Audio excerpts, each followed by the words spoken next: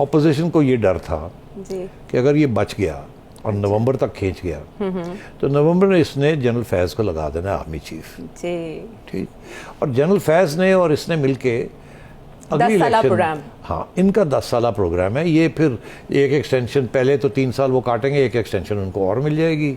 और जैसे उन्होंने इनकी मदद की थी पिछली इलेक्शन में 2018 की, तो 2023 की इलेक्शन में भी फिर काम तमाम कर देंगे। तो खान साहब ये डिस्क्रेडिट हो आवाम में या ना हो, जो आगे कॉम्बो बनने जा रहा है वो कॉम्बो जो है वो 1.5 साल में ख़त्म होने वाला नहीं है, क्योंकि हमने वो देख लिया है पहले जो हमारे साथ हुआ है। तो इसलिए दोनों के जो सितारे हैं वो मिले हुए हैं। एक को 6 साल मिल जाते हैं और दूसरे को भी 6 साल मिल जाते हैं। जी देखिए ना, नवंबर में एक को 3 साल मिले और फिर 3 साल मिले आगे इनको।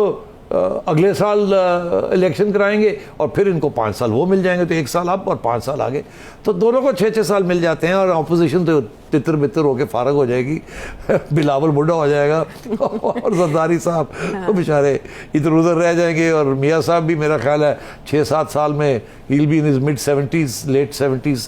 तो मतलब है कि, और शहबाज शरीफ साहब बेचारे, उनको वैसे ही बड़े बैक के प्रॉब्लम्स हैं, ये है वो है। तो खान साहब तो फिर गले पै गए।